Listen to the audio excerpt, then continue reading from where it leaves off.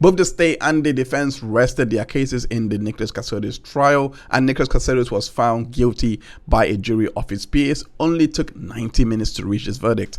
The details of the charges are in the description below. But this was a very convoluted case presented to the jury, as Nicholas Kassotis himself took the stand in his defense. And on this video, we shall be going through the key testimonies by the witnesses for the prosecution, and also analyzing Nicholas Kassotis' testimony on the stand. Then I'm going to be giving my thoughts on the trial and the verdict as a whole. So welcome to Catch-Up Court. Let's begin our catch-up of the Nicholas Kassotis trial. Nick, I'm not an FBI agent. Why would you think that? Both sides presented their theory of the case in the opening statements, with the prosecution deferring to the defense to begin their presentation of the evidence first. The defense lawyer, Weinstein, whom you may have heard of from the YSL trial, presented his theory by saying that his client Nicholas Kassotis was living in fear. He theorized that someone that goes by the name of Jim McIntyre had told Nicholas and Mindi that both of their lives were in danger. He theorized that Nicholas was not moving around the country because of the 1.5 million judgment against him from his previous divorce, but his life was in danger, and urged the jury to focus on Mindi's death. The prosecution went on to present their theory of the case through Baio, and their theory was essentially that Mindi was found dismembered at a hunting club, theorizing that the club was a great place to leave a body due to the hunters at the location. They theorized that Nicholas purchased a knife from Home Depot to carry out this particular murder, and says that Nicholas admits to being at the scene. She also theorized that they found the head 5 days later, and also found a shovel whom they say belonged to Nicholas. They theorized that Nicholas had the means to commit the murder and had lied to Mindi's parents about picking up his wife, whom he knew was already dead. That Nicholas had remarried immediately, changing his name and blowing up his Ford Explorer in order to cover his tracks. She urged the jury to use their common sense. Nick, I'm not an FBI agent. Why would you think that? So there was a total of 29 witnesses at this trial who gave testimony. These witnesses were David Lovett, who was an hunter that gave testimony to seeing a torso at the hunting club on the 2nd of December 2022. He was the person to have called 911 when he saw this.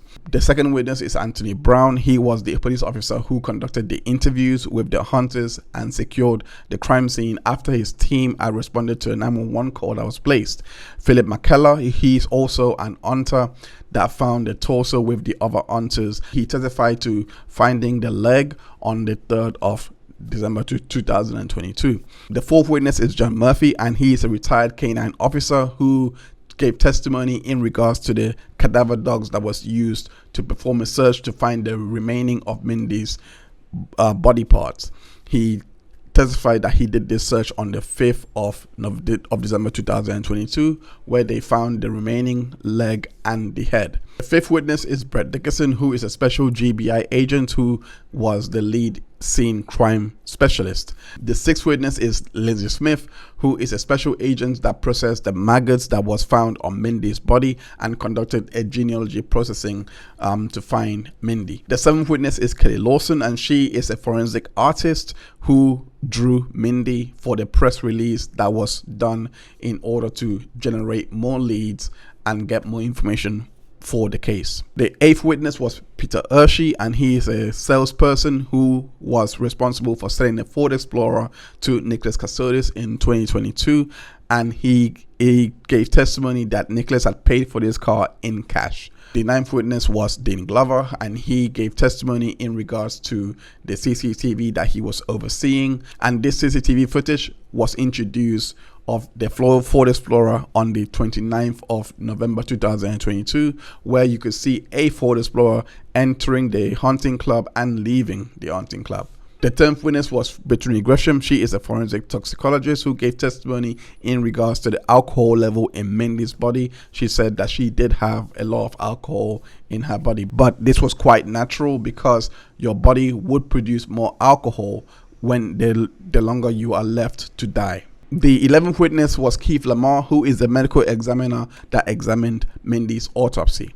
The 12th witness in this case was Mindi Shepherd, and she is a forensic DNA analyst who gave testimony regarding the genealogy testing that was done by her and her team to identify Mindi. The 13th witness was James Frost, and he was the lead investigator in this case. The 14th witness was Vaishnavi Kare, who was the Airbnb operator during the time that Mindi and Nicholas were staying at the Airbnb on June 2022. She testified that Nicholas had rented the property from June 2022 to December 2022. And she also said that Nicholas told her that him and Mindi were expecting a child. The 15th witness was Tara Ransom, who is a forensic biologist that gave testimony to finding DNA profile belonging to Mindi on the futon mattress cover. But there was no DNA evidence from her analysis that could be tied to Nicholas from all the testing that she had done. The 16th witness was Betsy Mebane, who was Mindi's mother. The 17th witness was Frank Mebane III, who was Mindi's father. The 18th witness was Dr. Edward Mondor, who was an etymologist who gave testimony to analyzing the insect activity on the thigh. And based on this analysis, the insects could have originated from the 27th, 28th, or the 29th of November 2022. He made it clear that in his analysis, he was not trying to determine the time of death. The 19th witness was Morgan Paddock, and she is a friend of Mindi, who gave testimony to saying that Mindi had told her that Nick was working on a massive software development and they were looking forward to a large, life-changing sum of money. The 20th witness was Samantha Koliesnik, who was Nicholas's third wife.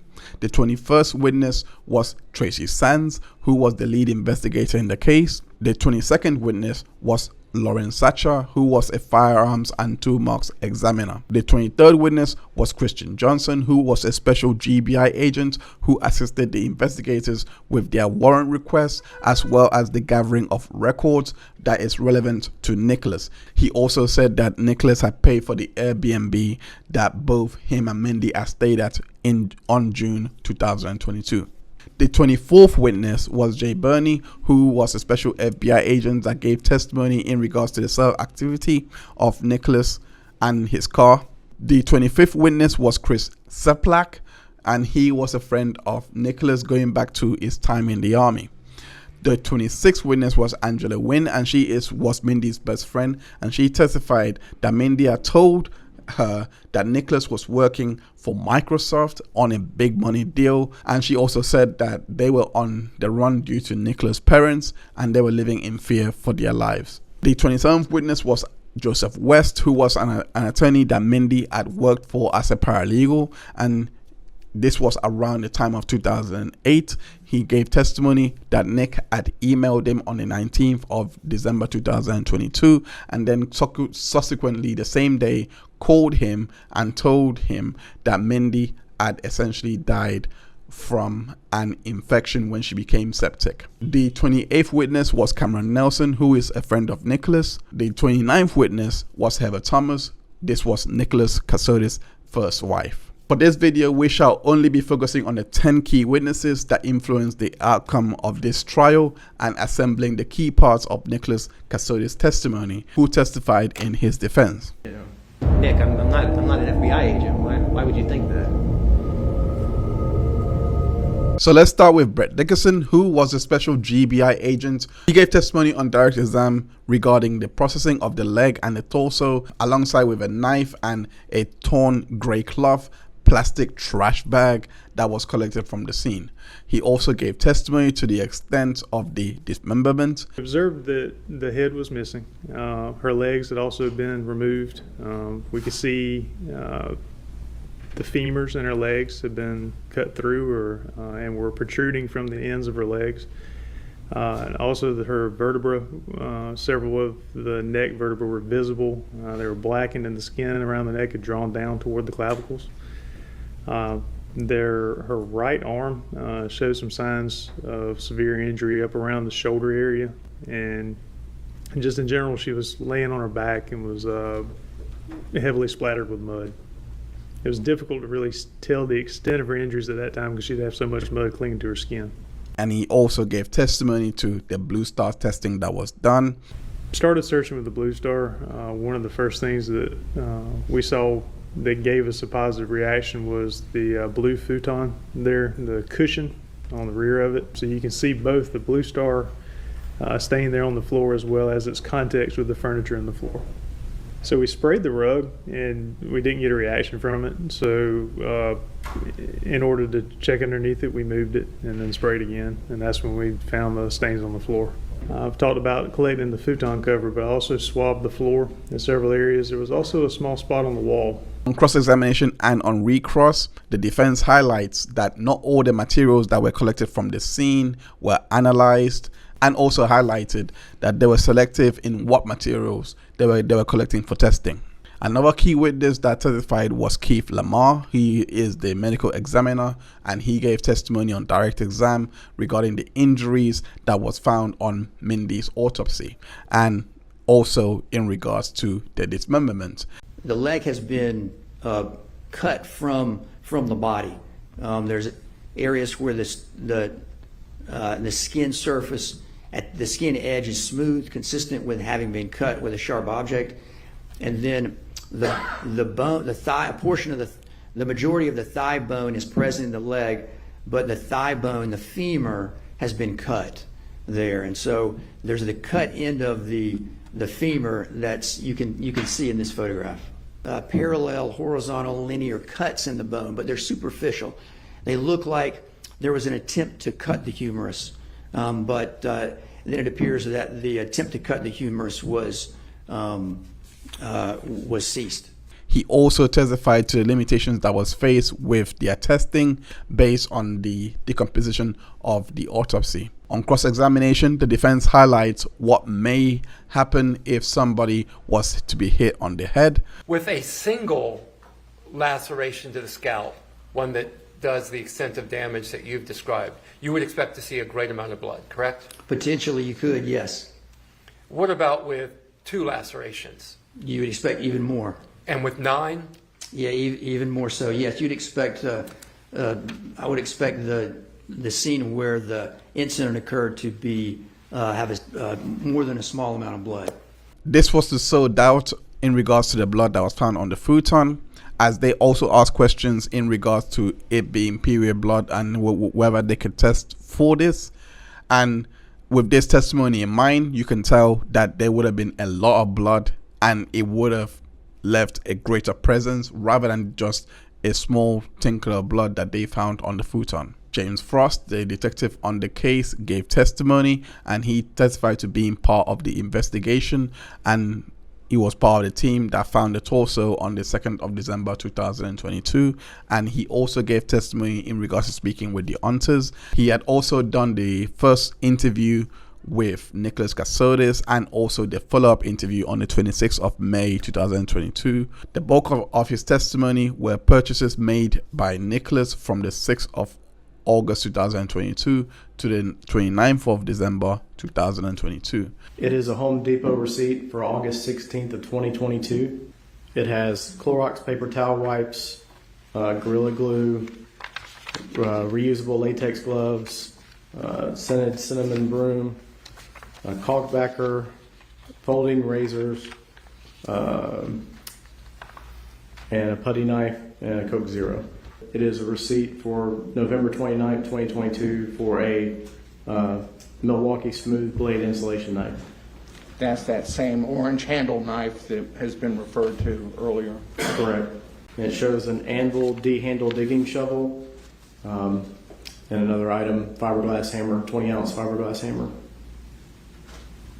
And the date of that purchase? Was November 4th. It shows a purchase from the Savannah store on November 28th, 2022. And it's a Pursuit 7-piece knife set. He also gave testimony to the recall notice on the Ford vehicles that was for the police interceptors and hybrids, which counteracted the testimony of the recalls that was testified to earlier from Peter Hershey. Betsy Mebane, who was Mindi's mother, gave testimony regarding the marriage between Nicholas and Mindi. She testified that Mindi had a miscarriage several years before she had died and was due to give birth on the 8th of January 2023, and they were expecting a girl. She testified to Nick and Mindi being fearful for their lives because they were hacked, and Nick was supposedly working for Microsoft at this point.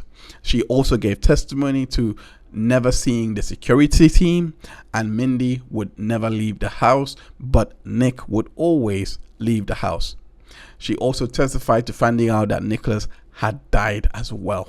In February, we were notified by his security team that he had been in a car accident and wasn't in very good shape, and we asked if we would be allowed to come and see him.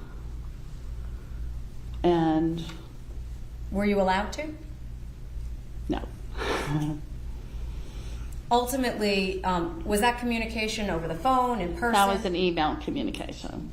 So you got an email notification from the security team that he had been in a terrible car accident? Yes. Was there any follow-up communication from the security team concerning his condition? Yes, I believe it was several weeks later we were told that unfortunately he had died. Frank Mebane III, who was Mindi's father, gave testimony on direct exam. He testified saying that they, meaning Mindi and Nicholas, had moved to a hotel that his wife Betsy had procured for them, and they had these big tubs when they were moving houses.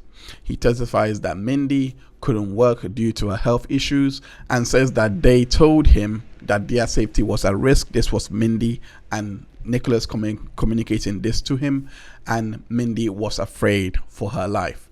He also detailed what the security team was doing and how they would talk with him. This was mainly through email. He testifies to Nicholas changing his name to Nicholas Stark and the cameras being installed into the house that they were staying in. He testifies to seeing Mindi looking very sickly on Thanksgiving, which is the 24th of November 2022, and he also expressed his sadness to have found out that Mindi has subsequently passed away. I know Mindi and Nick had tubs, big black tubs. What kind of tubs were they? Can you describe them for me? Like big tubs that you put stuff in for like Christmas decorations, big. He told us that his name was going to be changed to Nicholas Stark. Did she tell you why? For security reasons. What did you think her condition was, her health condition? She looked really bad. I mean, looked like they told us that she had high blood pressure and she looked like she was sick. At that point, what, if anything, happened after he left for the hospital? Well, he came back home and he told us that she had died. Okay. At the hospital. On cross-examination, the defense highlighted that every day from noon to 3, that everyone would be in and out of the house, thus they didn't know what was coming in or going out. This was to show that it was very possible that a security team could have entered the house at these points. Samantha Koliesnik, who was Nicholas' third wife, on direct examination gave testimony, and she revealed that she was a writer and Nicholas had introduced himself as Nicholas Stark and sent his license, selfies, etc. to prove his identity before they had first met up on the 16th of December 2022. She also testified to Nicholas sending her his employment document on January 2023 to show her that he was working for Apis Limited. First time that I ever met him in person was December 16th. And if I scroll to the bottom here, does it indicate also when Mr. Stark began working at Apis Limited? Yes. And when was that? It says February 12th, 2018. And that was a name of Nicholas Killian Stark on there, correct? Yes. She testified that Nick had told her in communications on the 18th of October and the 22nd of October 2022 that he was a widower and his wife had died. She had an undiagnosed heart issue that was aggravated by her pregnancy, very sudden change in the way I thought life would look, but doing my best now to figure it out. What day did he tell you that? October 22nd, 2022. Did he mention if they had children? Other than that she was pregnant when she passed? No other children, just that she was pregnant and that she lost he lost both her and the unborn child, is what he told me, and that he had no other children now. She also gave testimony that Nicholas had told her that he was working in Delaware on a merger and was basically staying at Airbnbs when he had visited her, and he told her that he was adopted and had a horrible upbringing. She had also gave testimony in regards to obtaining a marriage license on the 10th of April 2022. She also gave testimony in regards to Nick's vehicle catching on fire and how their marriage had ended. What did you do about your marriage? I wanted it annulled because I felt like the marriage and everything in the marriage was not consensual because of his fraud, and I wanted it annulled. And annulment in Pennsylvania is very difficult. It's very, very rigid about the requirements to get an annulment. It has to be fraud or like some very specific other things. So it was very hard to get a lawyer who would actually even pursue it, but I did get one, and we filed for an annulment and a divorce at the same time in case the annulment wouldn't go through. There are not a lot of annulments in Pennsylvania, to my understanding. And did you get an annulment? And the judge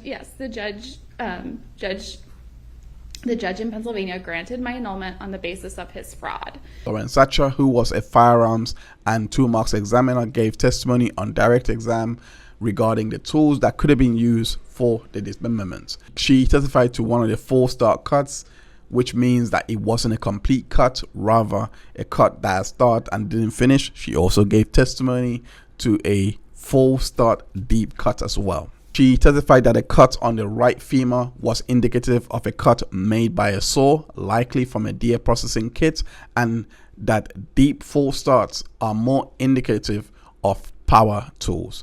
All of this was to show the likelihood of the deer processing kit being used in the dismemberment of Mindi's body. On cross-examination, the defense highlight that she determined that the knife that was found on the scene could not be used. This was to separate the use of the knife and the deer processing kit because there would have been no reason to wipe the knife since it wasn't being used, let alone cut through the bone. Berni, who was a special FBI agent, gave testimony on direct exam in regards to the cell activity of Nicholas Kassotis' phone as well as his vehicle. The device uses tower number 1. And are there times for those data sessions in call-out box 3? There are. And what were those? So there's 10:15, 12:03:57, and 12:03:58. Well, what we see here is you have a gap of about 2 hours, which could be indicative of a couple things. One is the device could have been turned off. Therefore, there's no check-ins between the device and the network because the device is powered off. The device could have been put in Wi-Fi mode, so only only Wi-Fi mode, taking it off the cellular network. Or number 3, it could have been in a spot where there's no cell phone coverage. And you'll see there's coverage areas all throughout there. Maybe not the best, but there are coverage areas all through there. He testifies to the location of the vehicles belonging to Nicholas in proximity to where the bodies and the weapons were recovered. What does that mean with respect to the vehicle sessions in respect to the waypoints you listed for B1, 2, 3, 4, and where the knife was found? Yeah, so all of those locations, the closest AT&T tower and sector to it are tower number 4 and the sector shown. And there was also no cell activity from the period where the vehicle was in the hunting club. However, there was car cell activity when the vehicle was in this vicinity. This was to show the approximate locations based on the cell activity, as the signals will ping off the cell towers. Chris Czaplak, a friend of Nicholas, on direct examination testified to knowing Nick since he was in the military and was working on cases with him when Nicholas was serving in the JAG in 2009. He testifies to also hearing from Nick on a new phone number and email in 2022, explaining that Nicholas and Mindi were getting their name changed. He testifies that Nick told him he was involved in a cyber startup company and that Mindi had sadly passed away. Cameron Nelson, a friend of Nick, on direct exam testified to serving in the Navy during 2009 as a nurse when she had met Nick. She knew his first wife, Heather, saying that Nick had told her that she was cheating on him and says that he was desperate to have children with her. She also said that she had witnessed Mindi and Nick's marriage. She testified to Nick retiring from the Navy in 2017, mentioning an interest in cyber law, and also gave testimony in regards to him working for Microsoft. She testified to communicating through Signal with Nick, and she also says how she never set the messages to disappear on Signal, but Nick did. She testified that Nick had told her that Eva made threats to him and that he had reported these break-ins to the police and provided assistance to Nick's family, which is basically his dog and Mindi. She also gave testimony regarding giving him a credit card in which he charged over the amount of $198K. How much did the defendant charge to that credit card? In total? Total. Approximately $198,000. She went through the Signal messages between her and Nick, which she has saved. And Nicholas had informed her that Mindi was pregnant and also Mindi being sickly and her subsequent death. November 1st, 2022. Would you read that for the jury? I inquired, how is M doing? Nick responded, I think a little better. We have an appointment tomorrow afternoon, so we're hopeful that we're getting the thumbs up for her to move on at it. Hopefully they see some improvement. I replied, a little better is in fact better. We will keep saying prayers. How are you? Nick replied, I'll be okay just as soon as I know everything is good with her. I can only repack everything so many times to identify new efficiencies. December 1st, 2022. Nick texted, hi Cameron, I have no idea how to write this, and I'm so sorry to send it like this, but M passed away. Please keep that close hold. I would never ask you to keep it from Gray, but I don't know how to manage anything else, and I know a lot of people still need to be told. I don't have many answers yet about what happened. I've just never felt this bad. I replied, I'm so sorry to hear this. My heart breaks for you. How can we help? December 5th, 2022. Nick texted, they said it was a stroke. Nothing that could have been done. Her dad said it runs in the family. I didn't know that. I don't know if that makes it better or worse, but now we know, I guess. And I replied, oh my gosh, I'm so sorry. What a shock, especially at such a young age. I think it helps only in that it stops your mind from some of the constant wondering. Nick replied, her blood pressure had been a constant concern, but not in this way. Like it worried me, but I didn't think this was the worst case. December 11th, 2022. I texted Nick, checking on you. How is today going? And Nick replied, so. I have M's ashes back. The process was awful, and I never got to see her after I was told, and I feel sick about it. I thought that it was going to be different, and maybe I should have asked more questions, but I just wasn't comprehending. March 28th. Of what year? 2023. Nick texted, I heard a rumor you were trying to find me. My car quite literally exploded on me, and I've been in the hospital while I wait to see what happened. Sorry I've been so hard to reach. The other phone died in the fire. You should see the photos. Gray would probably find them interesting. Ella Thomas, Nick's first wife, gave testimony, and she testified on direct exam that she met Nick through eHarmony and they quickly got married and their subsequent divorce as well on the 15th of October 2015. She says that she knew Mindi, but only by happenstance. She testified that Nick was ordered to pay $1.5 million as part of their divorce order and how they continued to have communications after the order was implemented. She mentioned that Nick had told her that he was interested in working in cybersecurity. Did you go to that January 4th hearing? Yes, I did. What happened at that hearing? The judge was very upset after he heard Nick testify under oath that he not only had the money, he had more than enough of the money, and that he just was refusing to pay it. So the judge was not very kind. He admitted having how much money? $32 million. And did he tell the court he was having difficulty accessing that money? Yes. What did he tell the court? He told the court that his wife, his current wife, Mindi, was holding his funds and that he thought that she had a claim to it because it was earned during his marriage with her.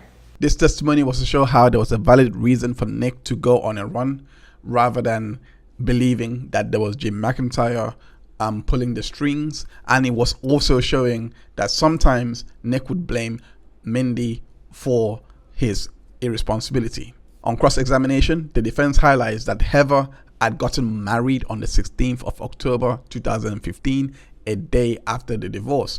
She also says that Nick had provided statements to the court showing that he did have the money, but she went to every Bank of America to basically try and verify the truth of these statements, and she was told that it was fraudulent. This cross-examination was to show that there was infidelity in the relationship and Nick didn't leave her because she couldn't have kids. And it was to also show that there was a possibility that there was a Jim McIntyre pulling the strings because of the fake statements being given in the court proceedings. Tracey Sands was the lead investigator for the case, and his testimony was basically bringing in the audio and video evidence of the interviews that was done with Nick Kassotis on the 12th of May 2023 and the 26th of May 2023. He also got back onto the stand on the final day to relay all of the evidence that has been presented in the case. He was also showing that there was a $300K deposit made to Nick from Sony.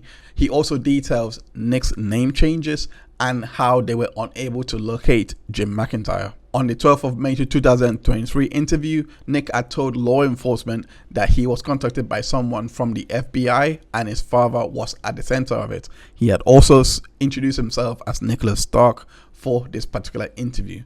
He also detailed what happened to his wife at hospital around the time of November 2022, and their plan was to move to a place where the parents were to live with him.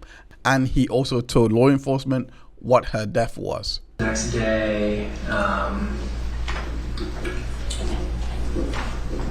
got a call saying that the autopsy had been completed and that she had a stroke, and possibly brought on, by some combination of the high blood pressure and what they said appeared to be COVID-related heart damage. Okay.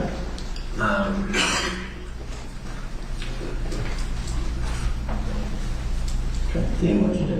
I don't know. I wanted to be gone as quickly as possible. I didn't want to be in the house anymore. He also says that Ford had set out a recall notice for all of the Ford Explorer's XUVs, which is actually very true. I looked this up myself. However, the report was published on August 2024. This interview was on the 12th of May 2023. So how did Nick know this particular information? And this is the only part that we will never understand. Either this was the luckiest guess alive or the biggest evidence of clairvoyance. I have no idea. This part is the one part that will remain unsolved. On the 26th of May 2023 was a follow-up interview from the first interview on the 12th, where Nick had said that he had signed a document from the doctors who had presented it to him after Mindi had died.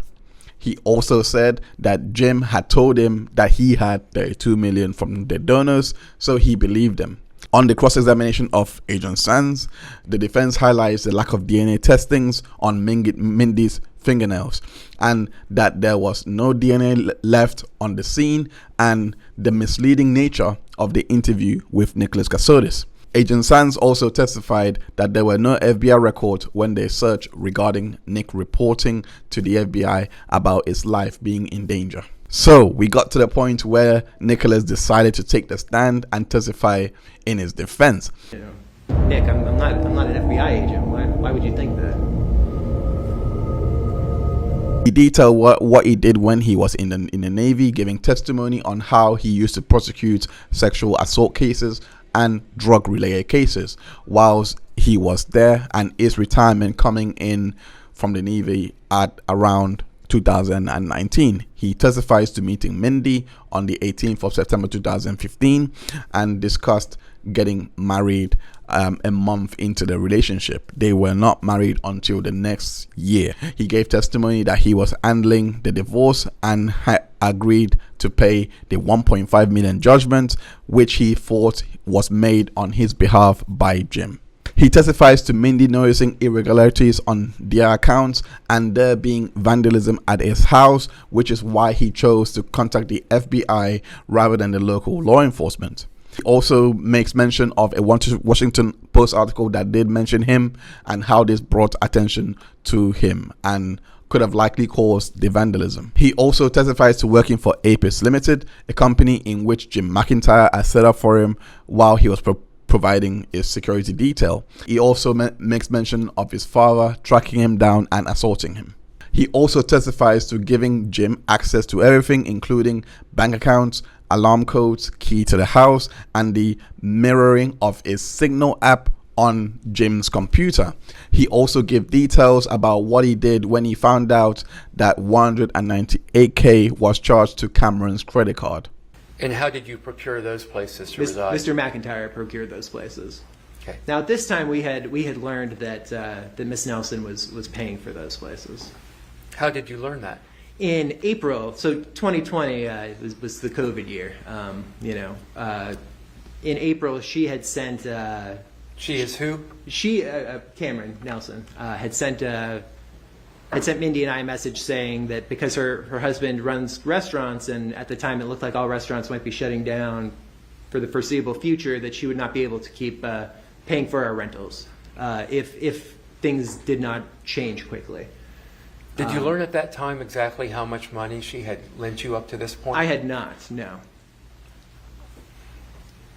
I was livid, it was at this time that we learned that Mr. McIntyre was not a federal agent.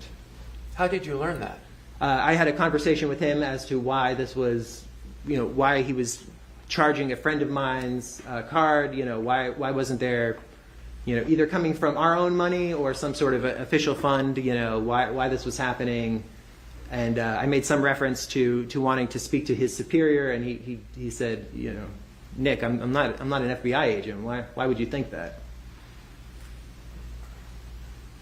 Did you continue to maintain your relationship with him after you found out about this? We did, after following, probably the worst argument that Mindi and I ever had.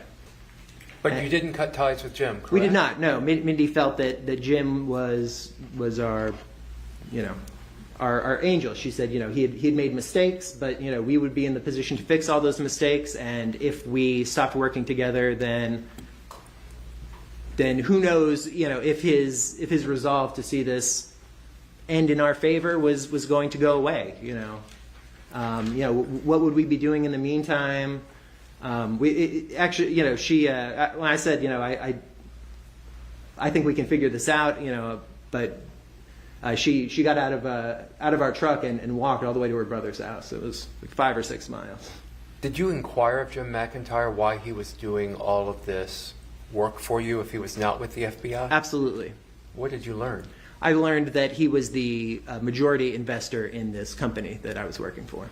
He also said that he had worked extensively with the FBI, and I had many phone calls with people I believed to be, even following that FBI agents.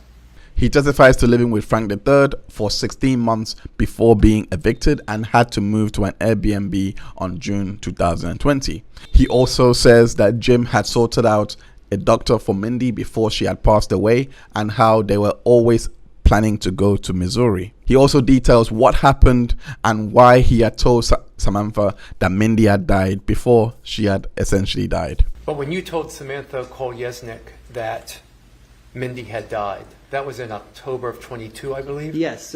Following this, Mindi recovered in late December 2020. It was very, very unexpected, and Jim was, frankly, he said he had not been reviewing my social media as closely as he had at the beginning, and was frankly extremely livid with me that I had been talking to people that I didn't know well, that I had been saying outside of Signal, I had been saying where I was, what was going on with Mindi. I was frankly trying to survive.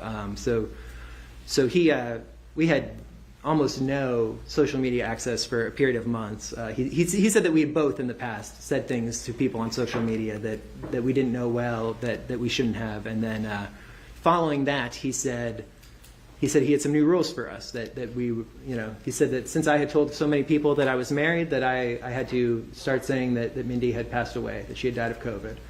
I told, but that was what I told all of my kind of online writing friends in the writing community. And he said that was to keep her safe. I don't recall what exactly she was supposed to say, if she was just supposed to say that she was unmarried or divorced, or if something had happened to me. We didn't talk a lot about our kind of individual chats with other people. Mindi and I did not talk about that with ourselves. So that became a running thing that I was supposed to tell anyone that I befriended, that I talked to more than a handful of times, was that I was widowed, that my wife had passed away. And it started by saying she died of COVID, and then as she would get medical attention for various things, he would change that, because he said if medical records of where she had been ever leaked, it would look consistent. On cross-examination, the state highlighted his phone being off at the hunting club and the messages to Samantha whilst Mindi was alive. The state also highlights the moments when he said that Jim McIntyre was no longer part of the FBI, and the lack of inquiry to who Jim McIntyre was, considering he was a security. Your testimony that initially Jim was an FBI agent, right? I believed he was for, over 2 years. And at some point you determined that he was not, correct? Yes. You didn't move after you figured that out, right? No, as I testified, we had a big argument about whether or not we should, stop dealing with him altogether. You also didn't move after your father and uncle showed up at your house, right? That is correct. You were moving hundreds, or at least, my apologies, at least 50 times, correct? Yes, ma'am. Yes, at least 50 times, definitely. Over 7 years, correct? Yeah. How long was it? I have 5 years? Yeah. 5 years. So over 5 years, you kept moving because that man was your threat. Yes, ma'am. And when he showed up at your door with your uncle, correct? Yes, ma'am. You didn't move. No, ma'am. I asked to. So at this point, you actually knew he knew where you were. Yes, ma'am. You ran out the back. After I talked to Jim, yes, I departed via the back of the house. Right. You said you called Jim, didn't you? Yes, on Signal. But you can make voice calls, or I believe even video calls now through Signal. But yet when law enforcement spoke to you the first time in Pennsylvania, you said he just showed up. Right? No, ma'am. Law enforcement specifically asked you, how did Jim know where to find you? And you said he just showed up. No, ma'am. I said it didn't take him long to get there, which I thought clearly indicated that I had contacted him. But apparently there was some confusion on Mr. Sand's part. He then later said that I was clearly asked that twice, and I've listened to that interview about 40 times, and I have never heard it asked even once, clearly. But you told this jury you were afraid to leave the house, right? Yes, ma'am. Every time I went out, I was scared. But you fought through the fear and jumped in an Uber? If I had things that needed to be done, then yes. I thought it was my job to take care of those things. You didn't call Jim and say, hey, Jim, I need a ride. Get me to this location. You're my security detail? No, ma'am. Sometimes he would drive me places, but for regular errands, no. That was something that I dealt with. Either I had Mr. Frank Mebane drive me, or I would call an Uber. Right, because on November 29th, you clearly went to Home Depot by yourself, right? Yes, ma'am. At that point, I had a car, so I was not taking Ubers anywhere. On redirect exam, the defense asked him what he thought about the payments made to a trust, and also highlights his prowess in fiction writing. You're a fiction writer. Yes, sir. You make up stories? When I write, yes, sir. How do we know this story that you're telling today is not fiction? Absolutely. That you have not made this up? Yes, sir. Absolutely everything we did for 5 years makes absolutely no sense absent somebody telling us to do it. From the very large settlement I was willing to voluntarily give Heather, which would make no sense if I didn't believe I had $32 million coming in, to staying in the house at a time where the state says that I knew that I was on the run. Like I had absolutely no idea. I lived in that house for another 9 months. I never saw any sign that that there was any issue with Heather. To putting a $50,000 EMD on a house that I believed that there was money coming to buy. I mean, I don't know how many of you have ever been to Lancaster, Pennsylvania, but you could probably rent a very nice house there for 2-3 years with $50,000. As you sit here today, do you think that there was a person named Jim McIntyre? I do not believe that was his name now. My final thoughts on this trial is that there was a high likelihood that Nick may have been acquitted had he not testified. Due to the inexplicable nature of traveling around the state by state, I do think there's a high likelihood that his life could have been in danger as he suspected. Whether it was in regards to the parents or whether it was in regards to Heather, we would never know. But I do think for you to move around that much, you are either in an illegal activity, in which I would think Mindi was likely subscribing to, and then no longer wanted to be part of it. So maybe that's why he decided to end her life and then move on, because she was no longer up for running away. This is why I believe he would lie like he did, especially around Mindi's death. The messages from Mindi to Angela Wynn, who told her that she's coming home soon, just gives furtherance to the idea that she just didn't want to continue running anymore. And this is maybe why Nick had decided to unalive her. All of this to say, even if the jury were not to consider the lies that he told on the stand and were just to look at the evidence, it just didn't bear out for him. There was 3 causes of death, for crying out loud. One being she died of an infection after becoming septic to attorney Joseph West. Another cause of death was she died of a stroke when he told Cameron Nelson about this. Then you have another cause of death when he told Samantha Koliesnik that she died of heart issues. You also have no cause of death when he told the parents. So even if you were to ignore Samantha Koliesnik and believe, okay, we don't need to show that part, it still has 2 inconsistent cause of death. So to me, when the jury weighs this up, they just gonna look at that and just believe, well, he's already there at the site. So if someone is telling the truth, they would have the same cause of death. So why would he need to lie to all these people after he had already found out from Jim that Mindi is dead? After he already found out from doctors that Mindi is dead and how she was dead. Whether Jim McIntyre is actually a real person or not does not change the reality that there was a message sent out there that Nicholas was dead from an email that was basically unknown. We don't know whether this was from Nick himself or from Jim McIntyre. Anyways, thank you for watching this video. If you've made this far, I hope that you're all caught up with this case. Let me know how you're feeling in the comments below. I would love to hear your perspectives in regards to this case. Make sure you hit that like button as well as sharing this video. It will really help us out with the YouTube algorithm. I have also covered another case where there was actually a motive this time, where the widow had killed her husband for the insurance money to run away with her boyfriend. It's a very interesting watch. I implore you to go watch it. the link should be coming up on your screen. I go by the name of Hines, and this has been The Catch Up.